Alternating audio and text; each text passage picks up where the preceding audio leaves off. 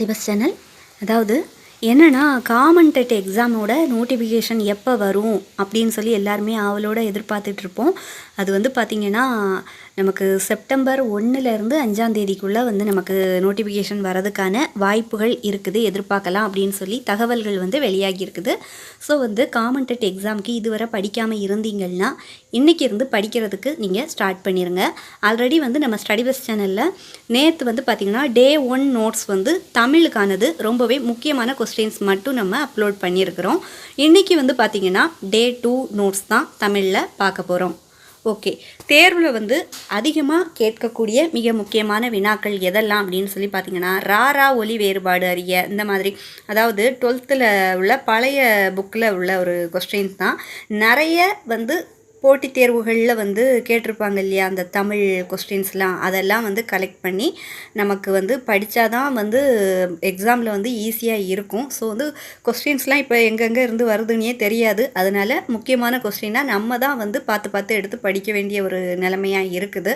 First question வந்து பாருங்கள், அரி. அப்போது திருமால், அரி அப்படின்னா திருமாலை குறிக்குது, சிங்கம்.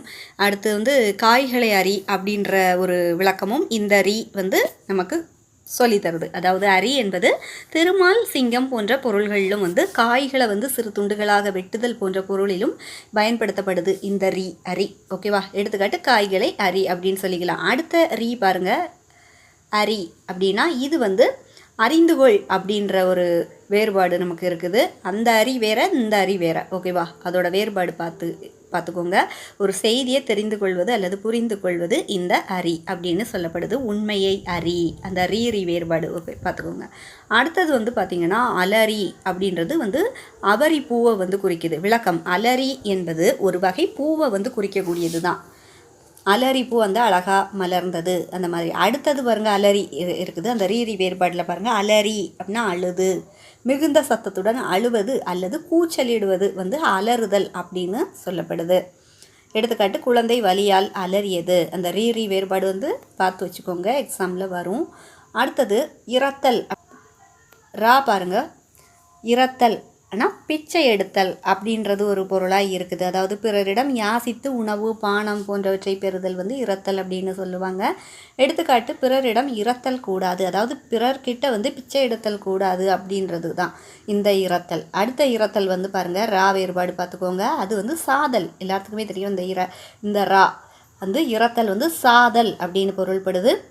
அதாவது உயிர் நீங்குதல் அல்லது மரணம் அடைதல் இரத்தல் அப்படின்னு சொல்கிறாங்க. எடுத்துக்காட்டு, முதியவர் நோயால் இறந்தார் அப்படின்னு சொல்லலாம். அடுத்த கொஸ்டினில் வந்து பாருங்கள், உறவு. இந்த ரா வேறுபாடு பார்த்துக்கோங்க. இந்த உறவு வந்து வலிமையை குறிக்குது. வலிமை அல்லது ஆற்றல் உறவு அப்படின்னு சொல்லலாம். இதை அவனுக்கு உடல் உறவு அதிகம் அந்த மாதிரி. ஓகே, அடுத்தது உறவு. இந்த உறவு வந்து பார்த்திங்கன்னா சுற்றம், அந்த உறவை வந்து குறிக்குது. ஓகேவா? அந்த குடும்பம், சொந்தம் அல்லது தொடர்பு உடையவர்கள் உறவு அப்படின்னு சொல்லப்படுது. உறவினர்கள் அனைவரும் விழாவிற்கு வந்தனர், இந்த மாதிரி இருக்குது இல்லையா, எடுத்துக்காட்டு இப்படி.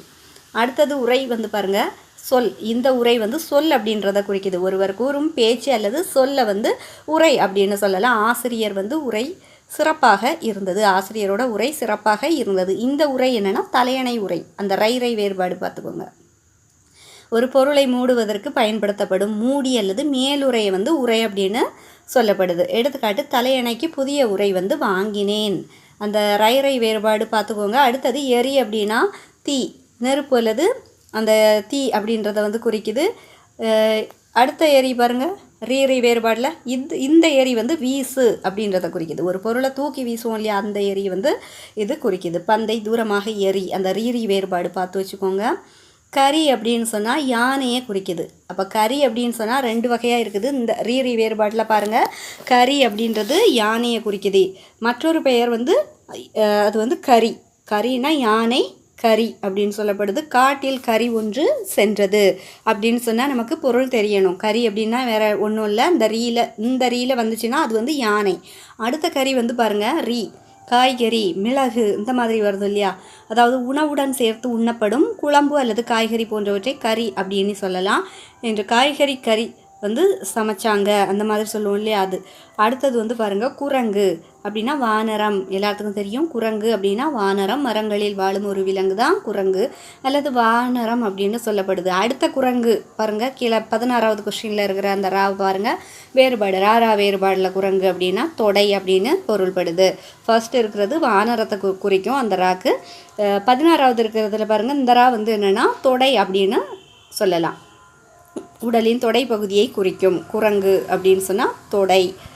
அடுத்து கூரை அப்படின்னு சொல்லினா வீட்டு கூரை. இந்த ரை வந்து வீட்டு கூரையை குறிக்குது. அடுத்தது 18வது இருக்கிறதுல இருக்கிற ரை பாருங்கள் கூரை வந்து துணியை குறிக்குது.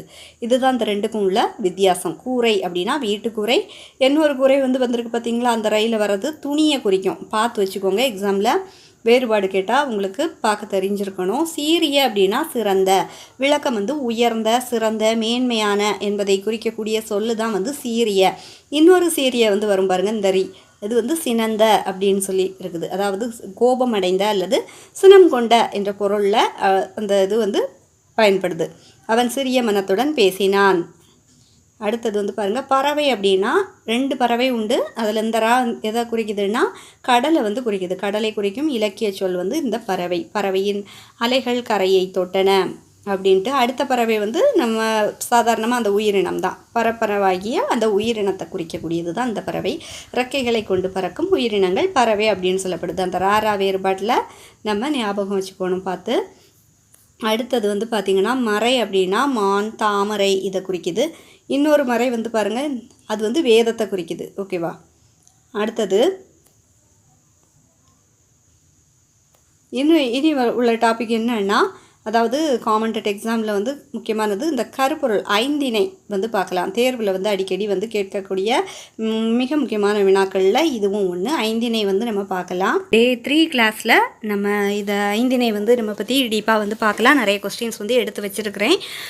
Day 3 கிளாஸில் இந்த நோட்ஸ் வந்து நம்ம வந்து பார்க்கலாம். ஸோ இந்த நோட்ஸ் வந்து உங்களுக்கு யூஸ்ஃபுல்லாக இருந்துச்சுன்னா அப்படியே லைக் பண்ணுங்கள், ஷேர் பண்ணுங்கள், ஹைப் பண்ணி விடுங்க. அப்போ தான் நிறைய பேருக்கு ரீச் ஆகும். மறக்காமல் நம்ம ஸ்டடி பெஸ்ட் சேனலை சப்ஸ்கிரைப் பண்ணி வச்சுக்கோங்க. தேங்க்ஸ் ஃபார் வாட்சிங்.